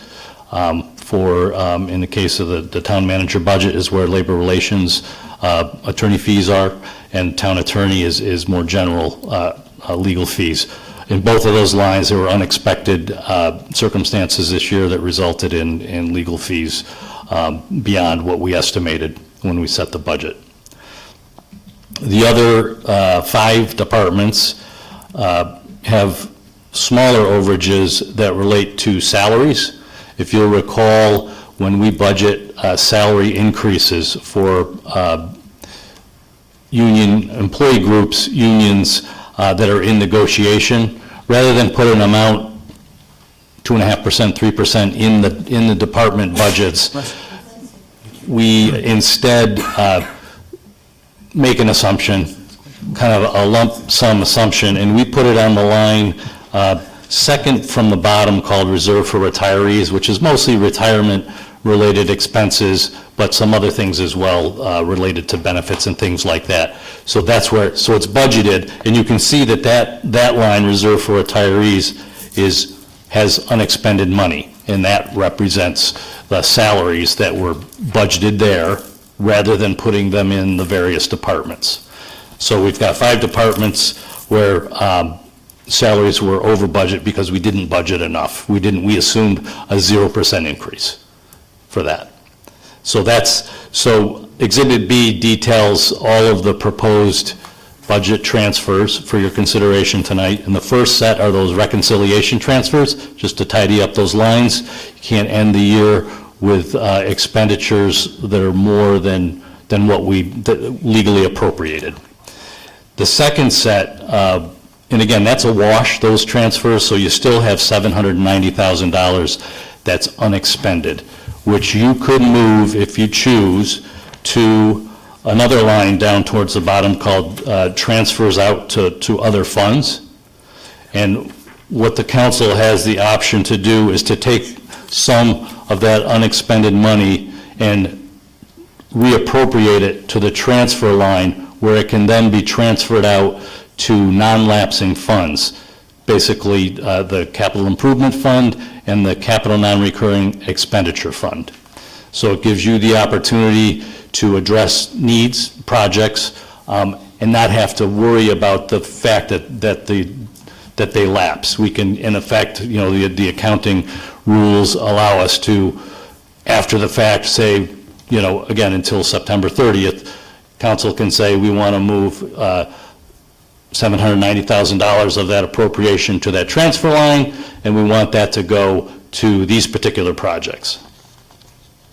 So what we've proposed in the column with the 4 above it is there's $723,000 worth of transfers to those 2 funds. We've specified some particular projects down where it says transfers for consideration. And then there's about $445,000 that's not specified. You can do that at a later date, as long as if you choose to approve the transfer of the appropriation tonight. It goes down to that transfer line, where specifically the project it goes to is something you can decide at a later point. So. You stop there. Yeah, to take some questions. So counselors, and we have several new ones, this is something that occurs every year, and it comes to us in August or September. And I will take some questions. This can be a little confusing, but we do have some money where we can potentially reallocate. Did I see Councilor Carbone? Did you? Of course. So I Councilor guess. Carbone. Yeah, please. So what you're saying is tonight the motion, what we're voting on is just to move the money to the transfer line. And then we'll figure out, is that what We're we're not doing? making any decisions about where to go, but we're moving it out to allow us to make those decisions. Am I correct in that? Is that correct? Yes, Okay. yes. And if you chose not to do that, what would happen to that money, just out of curiosity? That would lapse to fund balance. The fund balance? Yeah. Okay. And our fund balance is at how much right now? 12.4. So there's on Exhibit A, there's a smaller box up at the top that's, again, a little busy. But two things happen. So if you don't spend money at the end of the fiscal year, that lapses to fund balance. We didn't spend $790,000. If you choose not to do any transfers, $790,000 goes to fund balance. Also, on the revenue side, if we collect more revenues than we budgeted, that also helps fund balance. And we account for that in the table at the top. There was, if you recall, thinking back to the budget process, there was quite a bit of interest income beyond about $1.3 million beyond what we budgeted. So net, there was an addition to fund balance from the revenue side. That's something that you can't spend. It's extra revenue we didn't plan for, and it goes directly to fund balance. Okay, great. So, that summary at the top, and I do have to apologize, I have to make there is an error that I made in that. One of the things you have to account for is, in this fiscal year, did we use fund balance, right? We got to take that off the table. We got to make sure we don't, until we finish fiscal 25 a year from now, we want to assume that because you appropriated that it's spent, so it's not included. I have a line there, you can see under fiscal 25, $1.2 million. That's not the amount that you appropriated. It was actually $1,840,000. So there's a little bit more that has to come off of that, but the bottom line is if you were to transfer what we're recommending, the $723,000 out of the $790, you would still have, instead of the $15.4 million that you see there, it's $14.8 million. That's the correction, and it's not 12.4% fund balance, it's 11.9%.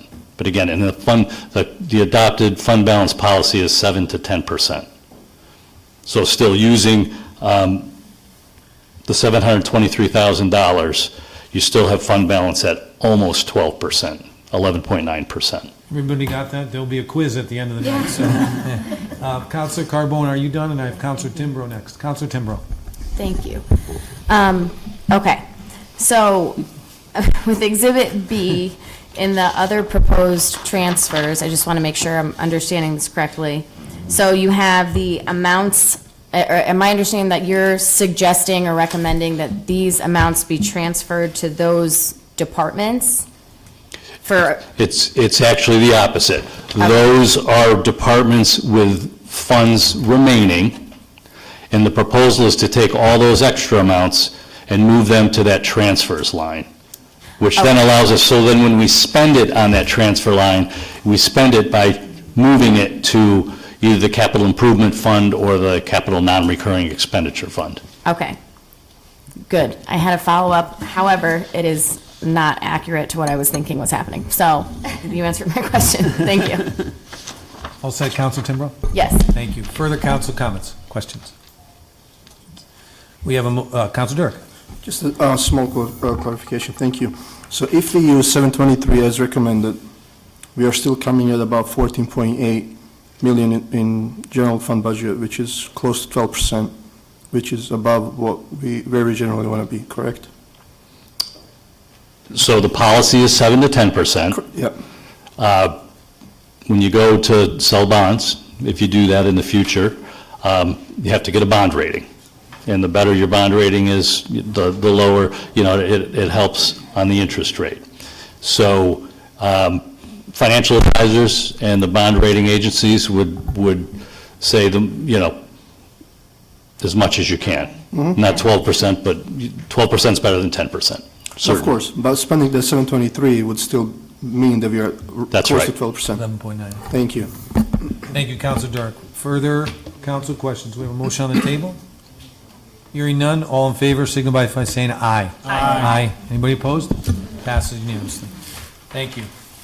And then we have item N1, Mr. Town Manager, resolution regarding traffic, regarding defined traffic easement. Thank you, Mayor. These next three items are for introduction only. The first one is a traffic easement that is being requested by the Department of Transportation for the state, and it is right in front of the Silas Deane Middle School at 551 Silas Deane Highway. It's a very small area, and they're just looking, it's because they're redoing all of the traffic lights along Silas Deane, and the new equipment requires additional space. They have an appraisal that's part of this. They have to pay us the value of the very small area, and that will be something you'll be voting on after the public hearing at the next meeting. Thank you, Mr. Town Manager. Any questions on this item? Moving along, number N2, Mr. Town Manager. Thank you, Mayor. Did you have a question? Sorry. I was just, is this? N1, Counselor That Carbone. large, it's not, you know what I'm going to ask? No, we are not, yeah, so we actually had lots of conversations with DOT about this. We said we will not accept those large stanchions that you see on Berlin Turnpike. They just would not work on Silas Deane, particularly as we move forward to make it more of a slower, more pedestrian-friendly location. So we actually negotiated with them to do the more decorative black thin ones that are more appropriate for the area. So that's what they're being proposed for here. So I guess the only other thing, so when, are we going to have an opportunity to discuss this next time? Yes. Okay, so it'll go, this is just like, hey, this is coming. Yes, this is, next time. Yeah, these three, Much more N1 through 3, information. the next Correct. two as well, Shelley. Save our questions. Counselor Yep. Carbone, we will have, these are just for introduction. But if you have questions in the meantime, those attachments have all the detail. So if you want to look at those, and if you want to, ask any questions of myself or the town engineer in the meantime, leading up to the meeting, Derek will be here at the next meeting to answer questions as well. Perfect, thank you. Thank you, Counselor Carbone. N2, Mr. Town Manager. Thank you, Mayor. This is Resolution 24-008. This is a resolution for adopting the Capital Region Natural Hazards Mitigation Plan update for 2024 through 2029. This is a required update that the region has to go through. We took part in several of the meetings in crafting this new hazard mitigation plan. Then our own hazard mitigation plan will be in compliance with this as well as we move forward with our update. CROG will be here, the Capital Region Council of Governments will be here at the next meeting for the public hearing to answer any specific questions on this, but we did, like I said, participate and talk about all the specific issues that we have as a town and make sure that those were incorporated into the regional plan, because in order to get FEMA funding and response in case of emergency, we need to make sure that we have all those in the plan. So, but that'll be before you at the next meeting. Thank you, Mr. Town Manager. Any questions on item N2?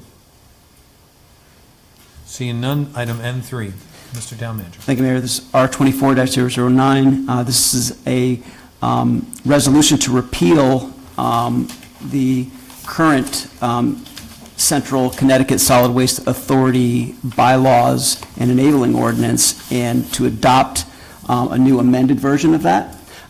For those that aren't familiar with it, the Central Connecticut Solid Waste Authority involved 14 different communities in the Central District. Many years ago, they were very involved with relations with Mira, the trash plant in Hartford. When that went offline, this group similarly, more or less, went offline. The Capital Region Council of Governments has been working to reestablish that, and they have reestablished that.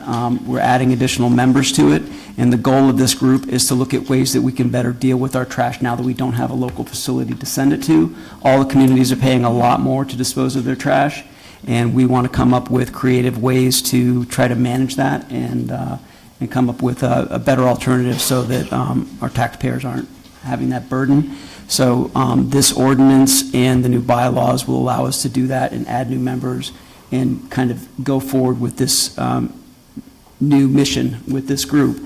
And again, the Council Region Capital Governments will be here at the next meeting to talk about it in greater detail. You have the attachments of everything that's being proposed, and I'll be happy to answer any questions.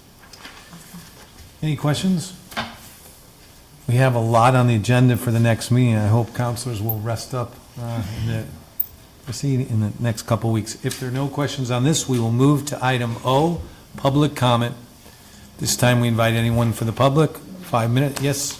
Is that Janet? Yes. Yeah. Hi, Janet.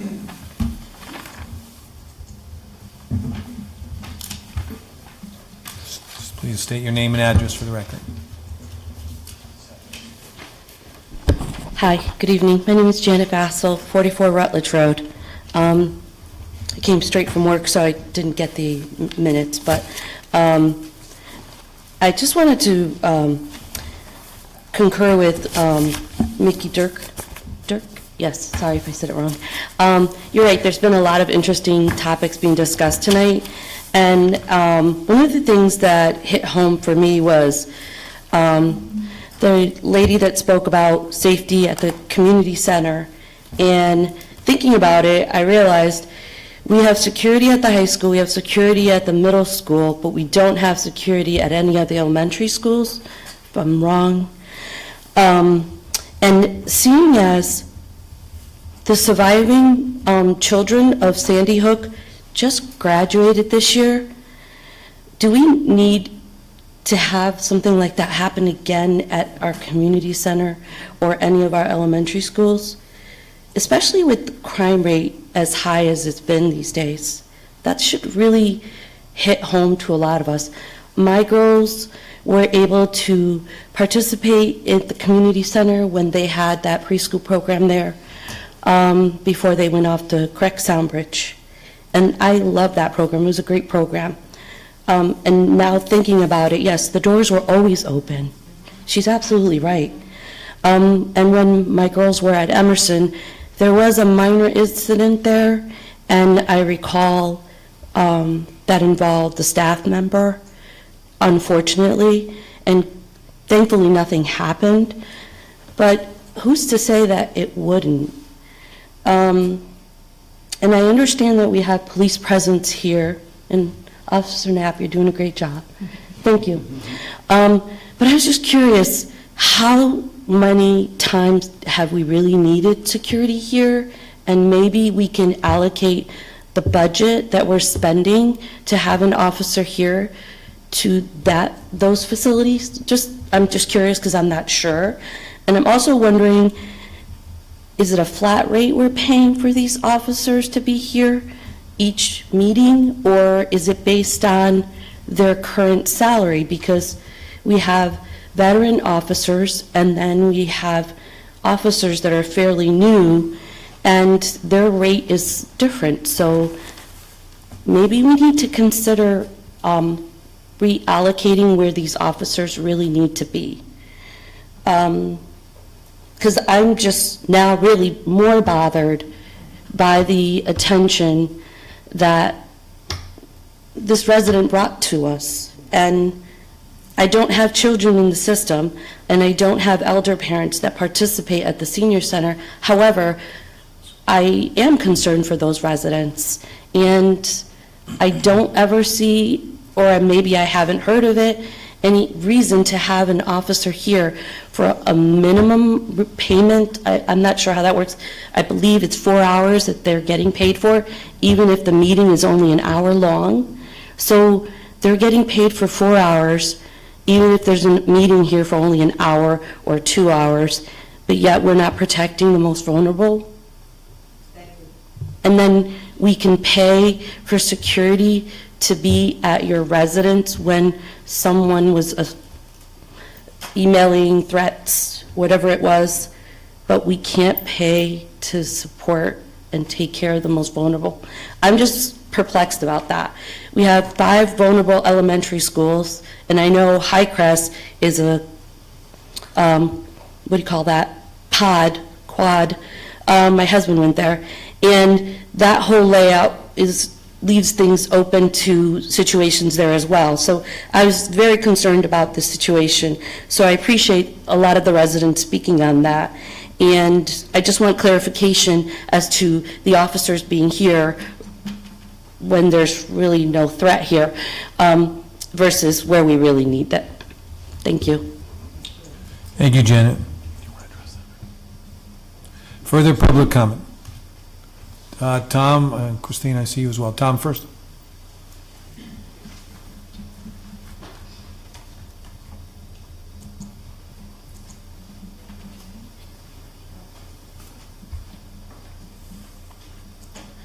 Tom Mazzarella, 600 Walker Hill Road. Tonight I want to speak about one of my favorite favorite items, flat roofs. I thought it was going to be brown barrels. No, we're over brown barrels. That only took 4 years. So we've had some, it's a good night to talk about rain. Had this torrential rain this afternoon. I got another 3 inches of water in my pool. The roofs have been a problem in this town for years and years. And it's not just the 5 elementary schools. I want everybody to understand that. There's a lot of buildings, town buildings, that have aged roofs that need to be repaired, replaced.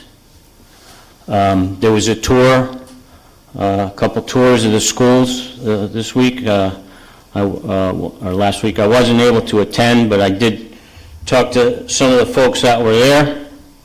And, one of the schools had the typical 3 or 4 gray barrels with the crime scene tape around it. And, look at the ceiling tiles missing and the roof's leaking. So I'll get to the point. I ramble a lot. I'll get to the point.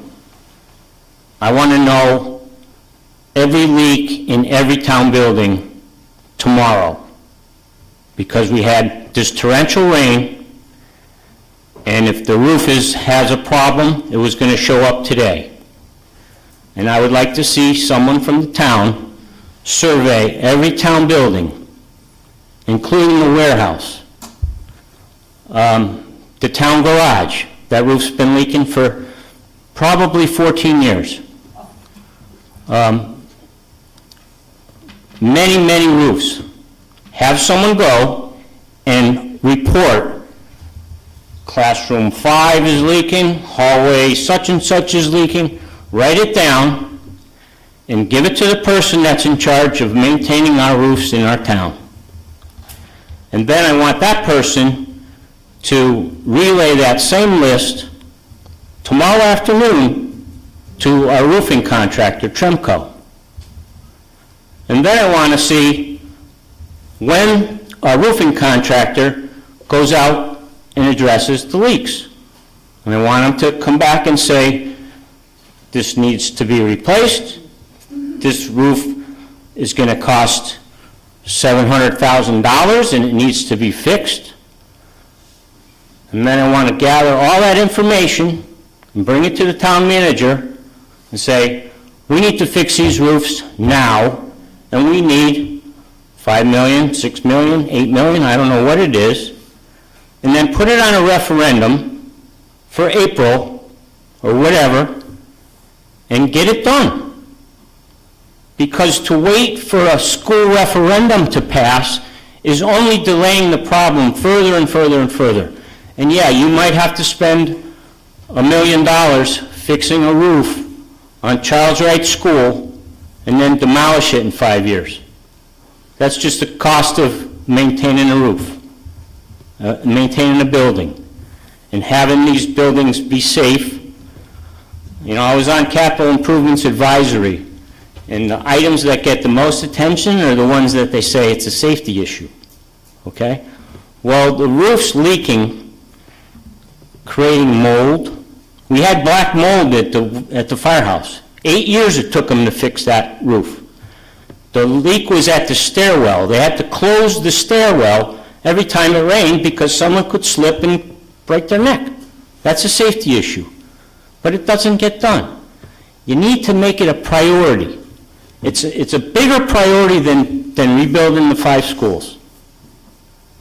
And there's a disconnect somewheres between the reporting of the leak, the inspection of the leak, the repair of the leak, and the funding of the leak. And something needs to change. because you're going to lose these buildings. You're going to get someone that's going to file a claim about mold, and you're going to end up knocking the building down because there's no way to fix it. Thank you. Thank you, Tom. Further public comment? Christine?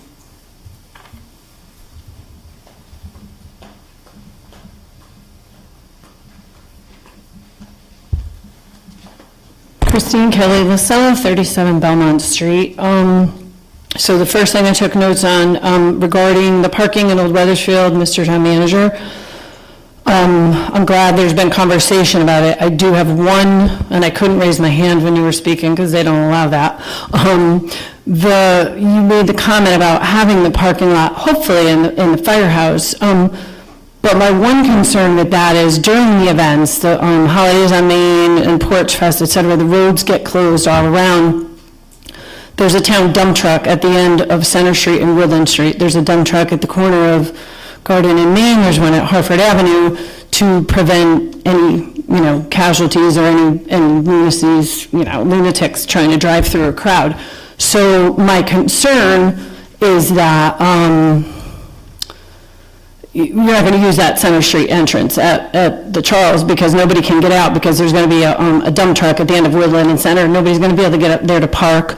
The roads are closing 7 a.m. this Saturday for Porch Fest. The roads close at 4 p.m. for Holidays on Main. And people park on the outskirts, and you guys do a great job, or the recreation, whoever facilitates. You have parking up here, and they run a shuttle bus, and parking at the community center. So I just feel like the firehouse parking lot it's just a challenge, and I know it's been a challenge because it's been going on for a long time. And also, the firehouse cannot be used as a facility, used for facilities. So if I go into an out of town somewhere, you pull in, you're like, oh, I've been on the road for an hour and a half, and they want to use a bathroom or freshen up. You can't do it at the firehouse, but you can at the Keeney. And, I've been around this town a long time, and people will start up, you'll end up finding people in the woods, people throwing trash, because they're going to say, well, I'll just go to the bathroom over here, because that's what people do, unfortunately. But anyway, so that was just my thought on that whole Center Street thing, and I'm looking forward to that if you have meetings. I'm just sharing input. I don't, this is not really my lane, but just things that I thought of about that. What was the other thing? Oh, there's a pedestrian sign in the crosswalk out in front of the Keeney, and it kind of identifies that there's a crosswalk.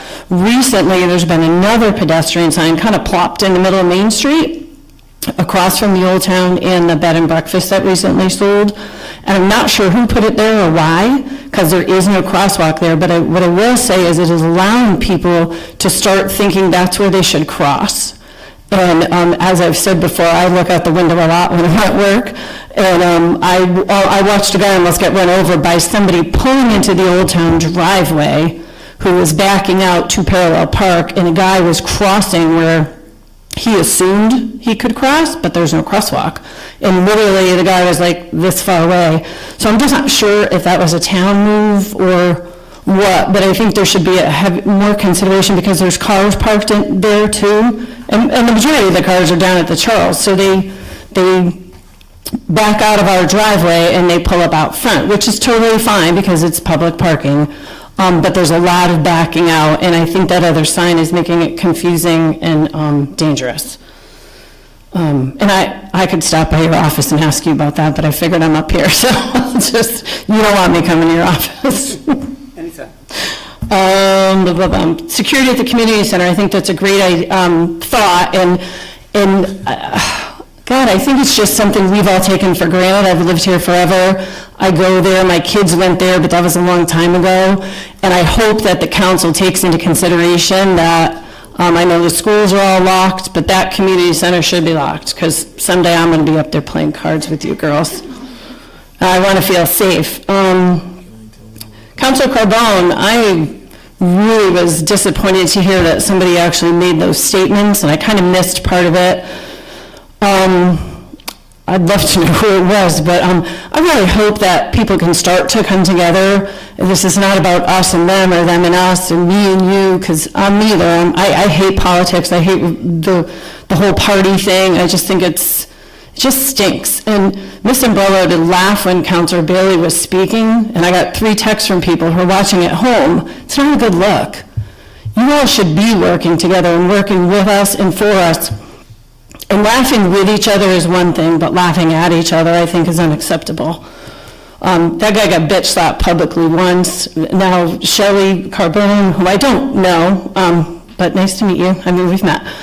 I think it's unfair and it's wrong, and I think it's wrong that any of you would get threatened or have anything negative said. So thank you. I'm trying to spell all that in one breath. Thank you, Christine. Further public comment? Yes, sir, in the back.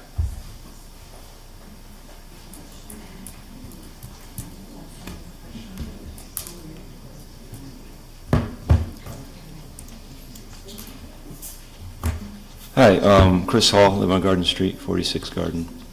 I wasn't going to say anything, but with this, a lot of talking about security at the senior center and existing problems,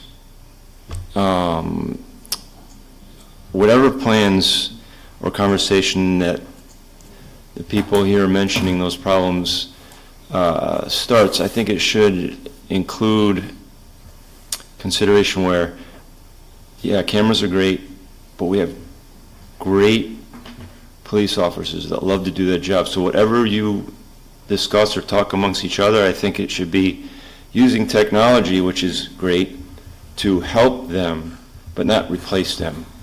And my biggest concern is with cameras, they don't prevent. If someone's going to speed and they see a patrol car, they slow down.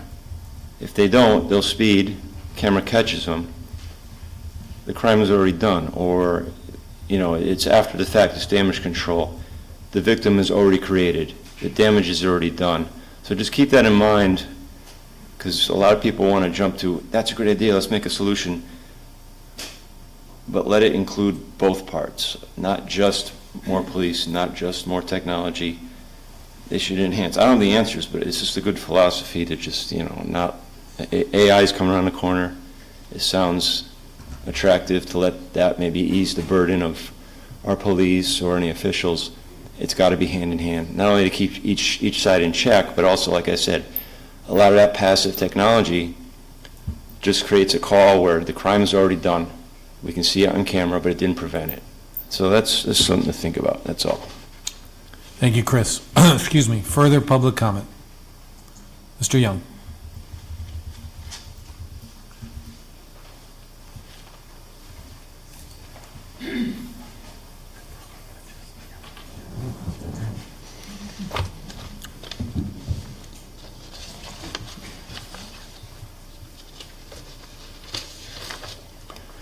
Good evening again. Robert Young, 20 Copper Mill Road. Tonight we had on the second portion of public comment, there was a young lady that spoke about the police. I don't think they belong here.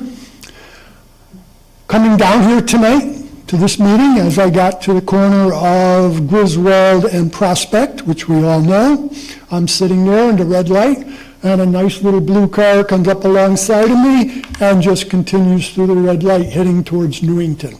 Where was the policeman? He should have got that guy. It was red light. I'm sitting there for another 20 seconds, and it's still red. The guy was gone, out of sight. The policeman should have been out there doing his job instead of coming here and standing here and wasting his time. Because I know he'd like to catch criminals, and that's what he would be doing.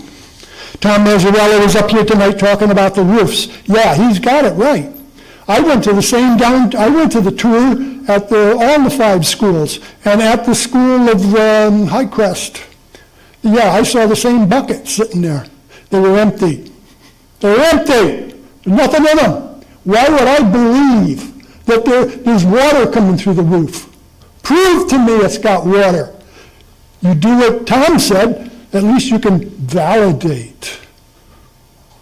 But I don't believe what I hear from you people, or any of you people. I just don't believe it.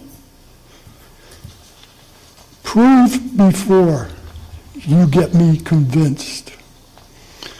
Tonight, I was talking about the Little Red Schoolhouse, and I'm going to continue with this. And I was at the point where the Little Red Schoolhouse was given opportunity to do their business in the Standish House in 1960. In 1976, there was a fire, and then they got moved into the Little Red Schoolhouse in 1976.